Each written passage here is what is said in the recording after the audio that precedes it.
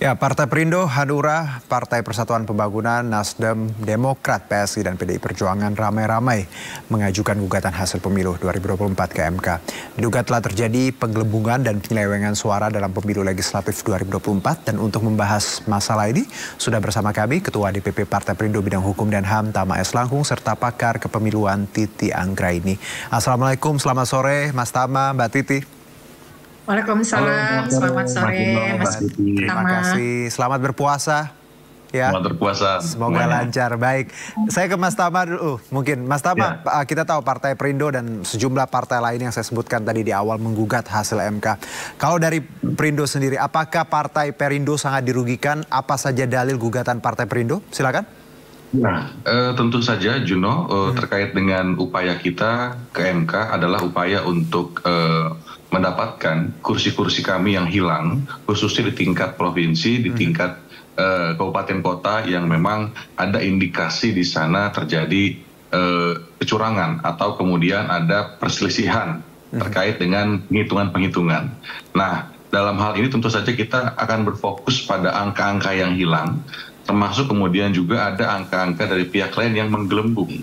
Nah, itu yang kemudian kita akan tunjukkan dengan bukti-bukti yang ada berdasarkan form C hasil yang kemudian juga sudah kita peroleh, yang kita bandingkan dengan hasil pleno dan kemudian selainnya termasuk penetapannya.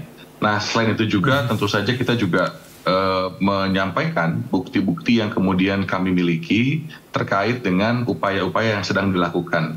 Jadi bukti-bukti lain misalnya seperti rekomendasi dari Bawaslu, dan kemudian bahkan ada juga yang memang itu salah satu proses yang terbukti melakukan money politik, maksud saya terindikasi melakukan money politik, kemudian diproses oleh Polres, yang kemudian kita juga mengupayakan agar kursi yang kemudian diduga diperoleh dengan money politik itu kemudian bisa kita dapatkan karena Partai Perindo itu angkanya ada di bawah kursi tersebut. Jadi memang ini yang kemudian sedang kita lakukan sejauh ini untuk tingkat kabupaten kota dan provinsi itu sekitar ada 10 permohonan yang masuk. Baik. Dan kemudian yang lain-lain sebagai pihak terkait itu sedang menunggu informasi lebih lanjut dari MK. Oke, langsung saya ke Mbak Titi. Mbak Titi, ini ramai-ramai partai menggugat hasil pileg ini. Bagaimana Anda melihat ini? Apakah memang pemilu kita agak kacau kemarin? Ya, memang pemilu kali ini seperti tadi Mas Tama sudah sampaikan dan juga di teaser sebelumnya Mas Awi sampaikan, problematika penghitungan dan rekapitulasi suaranya sangat banyak ya. Mulai penambahan, pengurangan, ketidakpuasan dalam proses rekapitulasi, termasuk juga penggunaan Sirekap yang kontroversial. Memang Sirekap itu adalah sarana publikasi dan alat bantu, tetapi di dalam praktiknya ternyata dia juga menjadi instrumen yang dipakai saat rekapitulasi.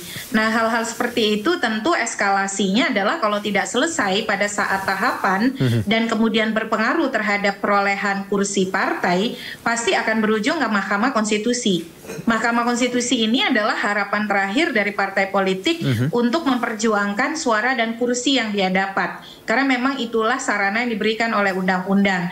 Dan yang menjadi tantangan memang ini kan prosesnya pendaftarannya cukup cepat begitu ya, 3 kali 24 jam. Betul. Setelah penetapan rekapitulasi suara nasional ada perbaikan, namun sidangnya harus menunggu nih setelah sidang Pilpres selesai. Baik. Jadi di dalam proses itu juga harus dijaga betul integritas para pihak ya.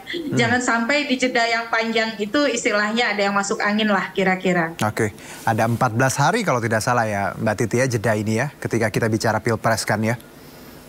Betul, Pilpres 14 hari kerja, tapi itu putusannya mungkin baru di minggu ketiga April ya. Jadi juga agak lama nih sampai kemudian proses pileg bisa dimulai. Oke, Mas Tama, bahwa ketika Mbak Titi tadi menyoroti bahwa proses yang akan kita lewati setelah sengketa Pilpres, bagaimana Anda menyoroti jeda waktu yang cukup lama ini, integritas dan tadi saksi juga, bukti ini juga harus dijaga karena ini yang menjadi poin nanti untuk MK apakah akan mengabulkan atau tidak. Ya, ini memang yang sangat-sangat merepotkan. Jadi dalam 3 hari ini di Partai Perindo juga betul-betul banyak sekali yang datang konsultasi yang kemudian ingin mengajukan ke MK. Sedangkan waktu yang diberikan cuma 3 hari. Jadi 3 kali 24 jam. Tanggal 20 itu kemudian diumumkan, jam 10.19, dan kemudian Sabtu tadi malam, itu jam 10.19 ditutup. dan kami jam 2 itu masih ada yang masih harus register. Jadi kita datang jam 10 malam, kemudian jam 2 pagi baru terregister. Jadi ada teman-teman yang begadang di MK untuk pendaftaran. Sedangkan setelah ini ada perbaikan dan kita baru sidang nanti setelah Pilpres. Betul. Ini yang memang seharusnya ada kelonggaran waktu ya, tidak kemudian 3 hari sehingga kita bisa mempersiapkan sebaik-baiknya. Karena kita juga ada informasi bahwa ada beberapa daerah yang penetapannya juga terlambat begitu, sehingga informasi yang kita dapat juga terlambat. Nah, ini menjadi tantangan kita. Soal integritas saya rasa juga itu sesuatu yang harus kita jaga. Jadi bukan hanya soal hakim-hakim MK-nya, tapi juga kita sebagai pihak yang nanti akan mengajukan, mudah-mudahan tetap menggunakan dalil sebaik-baiknya dan bukti selengkap-lengkap. Oke, Mbak Titi, kalau kita lihat situasi politik saat ini ya Mbak Titi ya, banyak yang menyebutkan bahwa berat sebelah seperti itu dan tadi nepotisme atau penuh tadi personal seperti itu. Seberapa yakin kalau Mbak Titi melihat MK akan mengabulkan gugatan yang disebutkan teman-teman partai ini? Kalau partai itu sebenarnya peluangnya cukup tersedia ya dibandingkan Pilpres. Kalau Pilpres memang berat karena menyangkut hasil yang sangat besar, selisih juga yang banyak begitu. Tapi kalau pemilu legislatif sebagai ilustrasi, pada pemilu 2019 lalu dari 261 permohonan, ada 13 yang kemudian dikabulkan oleh Mahkamah Konstitusi.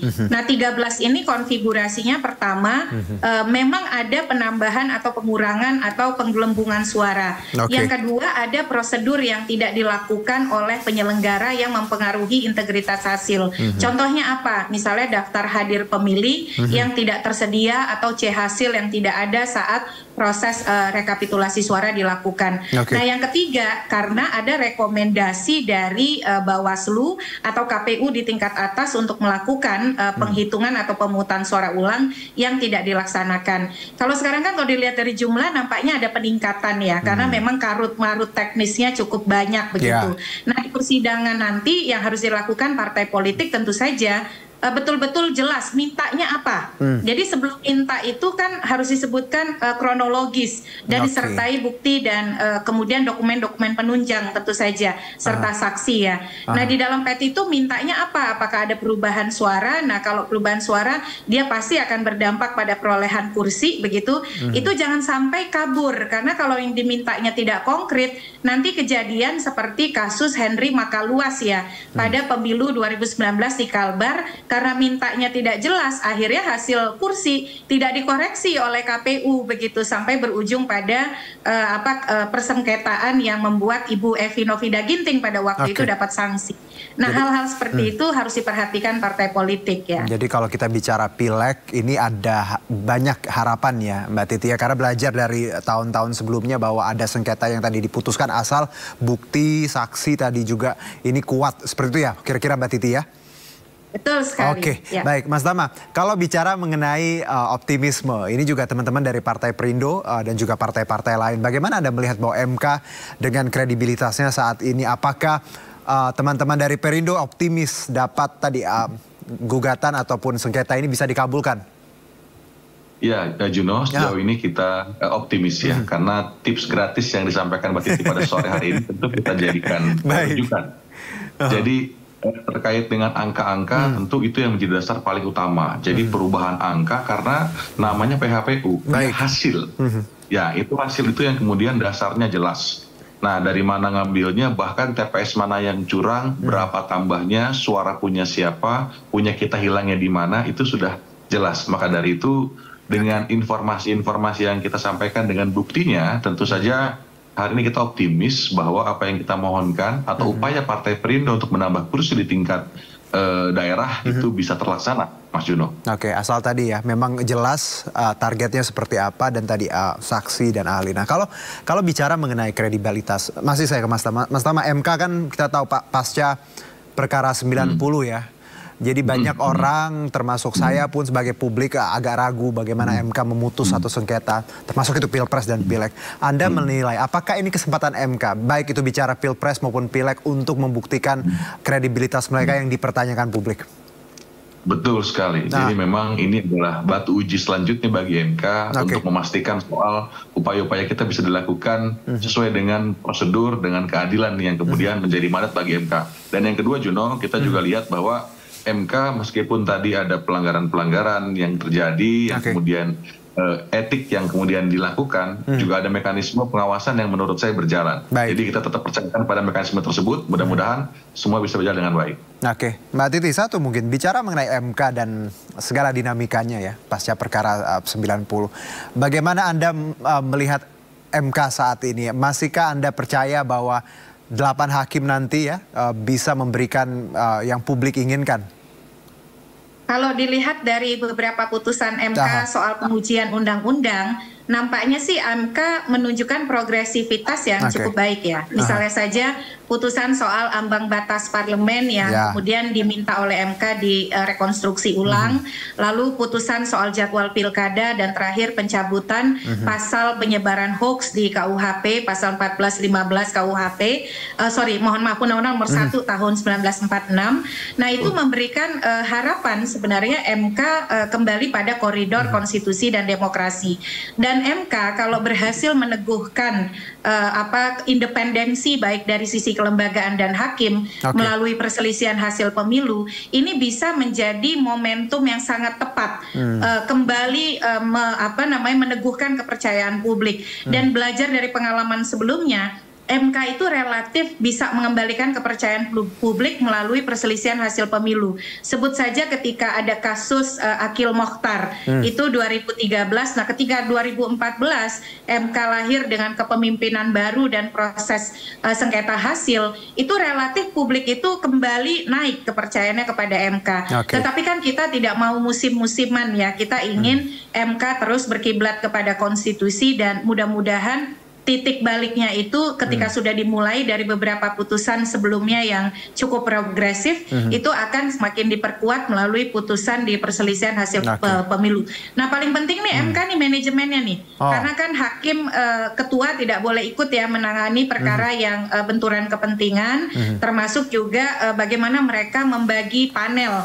Karena di panel-panel itu kan akan ada 3 panel nanti, setiap panel ada 3 hakim, memastikan semua sidangnya terbuka, transparan, akuntabel, semua pihak diberikan waktu dan juga kesempatan pembuktian yang memadai, dan keterangan Bawaslu-nya juga betul-betul keterangan yang proporsional, berimbang, tidak lain dari tidak bukan fakta-fakta di lapangan.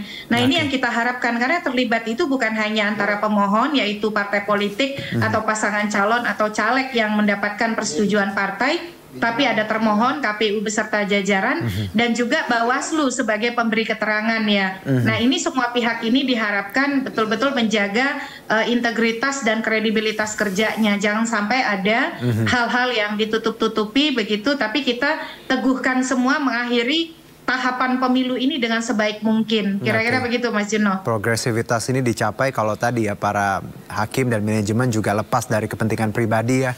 Ya, harus tidak boleh seperti yang sudah-sudah. Nah, kalau ke Mas Tama singkat saja Mas Tama, apa harapan Anda untuk MK kali ini? Ya, tentu saja MK harus pulihkan kepercayaan publik. Dia harus putus PHPU ini seadil-adilnya.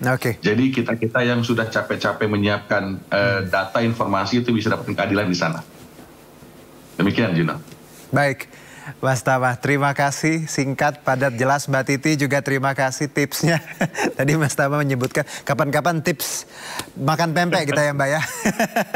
Terima kasih Mbak Titi, Mas Tama, selamat menunaikan ibadah puasa. Sebentar lagi kita buka puasa, semoga lancar semuanya. Amin. Terima kasih. Terima kasih.